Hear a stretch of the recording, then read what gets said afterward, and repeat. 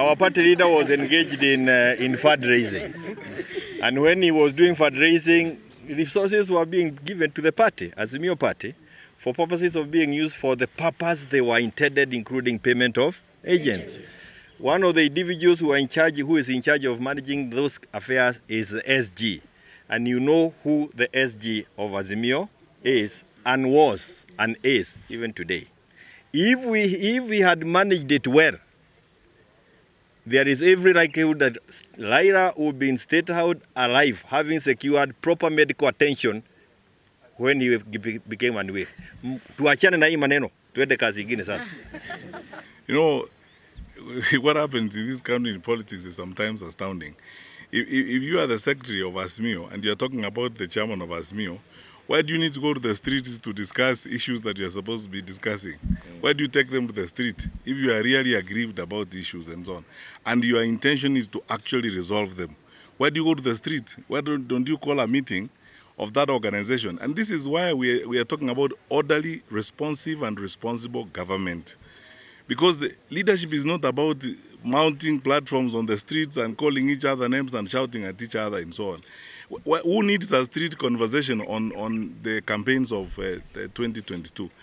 I've often said in other platforms that if people actually wanted the truth about what happened in 2022 and so on, this administration promised us that they will form a commission of inquiry on state capture. Yes. And in that commission of inquiry, they would include a clause on the administration of elections in 2022. Yes. We have been waiting for that commission of inquiry, and that is what they need to do, so that we all go to KICC there and under oath, in the full glare of cameras and the country, we each say what we know and what happened.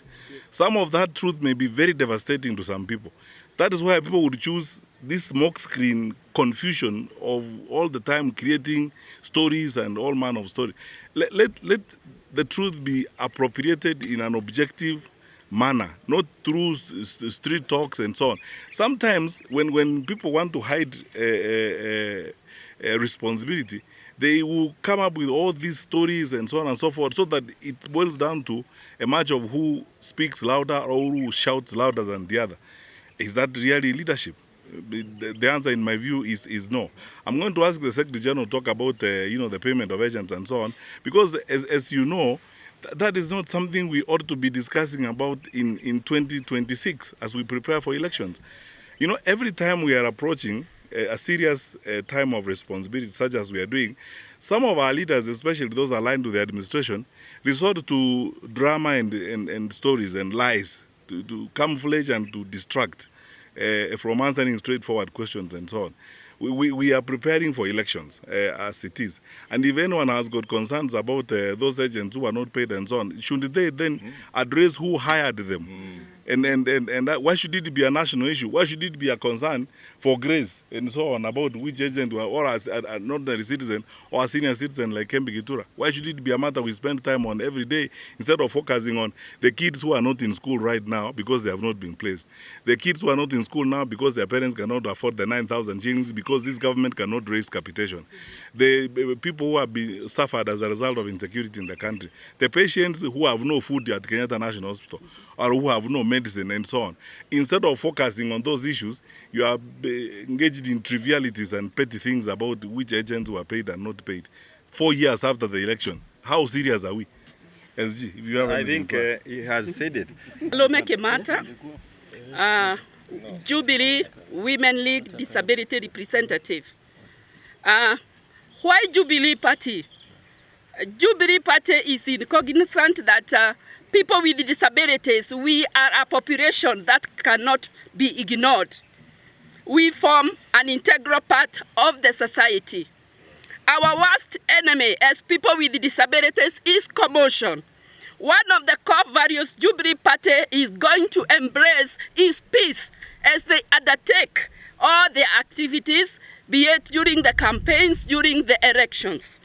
They are also very aware that the world is moving to the side of inclusion. They want to ensure that nobody, and I say nobody, is left behind. So what they have done in their political party structure, They have ensured that people with disabilities, they are represented at all levels. Wow. So Jubilee, mbele pamoja. Thank you so much. Makofi kwake. Thank you so much. We bring in Sakuda all the way from Kajiado, Nywere hapo Nitele. Kabisa. Jubilee, Mbele pamoja. Kwa majina naitwa Sakuda Junior kutoka Kajiado. And first of all, I would like to tell you guys tumeshukuru sana kwa forum ya leo na kwamba Jubilee mashinani tumeanza kazi. Na one of the things that is that I must address is the fact that Jubilee Party embraces all generations, and I'm happy that Jubilee space now is iko na youth. Tukiona kina Angel Mbuthia na wengine, we are happy. Number two, we are also happy that a community, small communities like us and Daktari's community is also recognized by the party. That is the most important thing.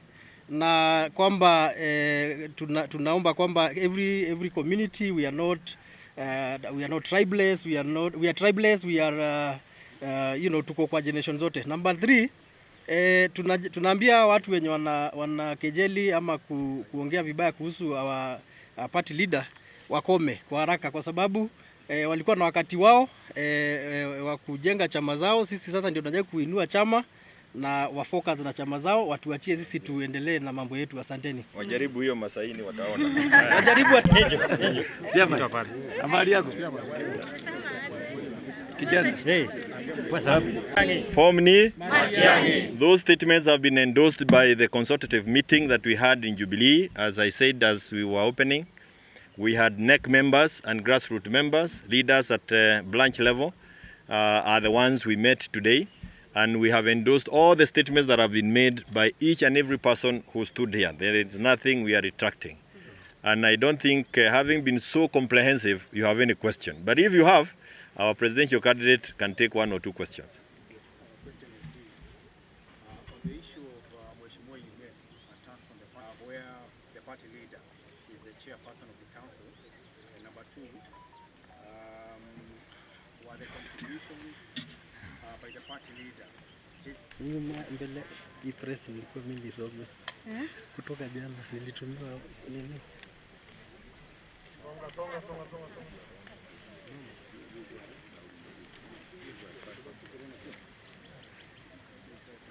Songa. Mambo mtasonga. Mtasonga. Yes. Yes.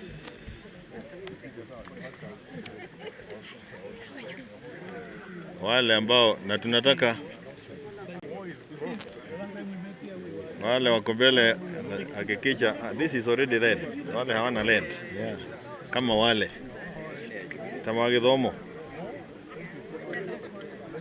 Hey. Toka Siaya. Haya, unajua mkikaa hivyo itakuwa gumu.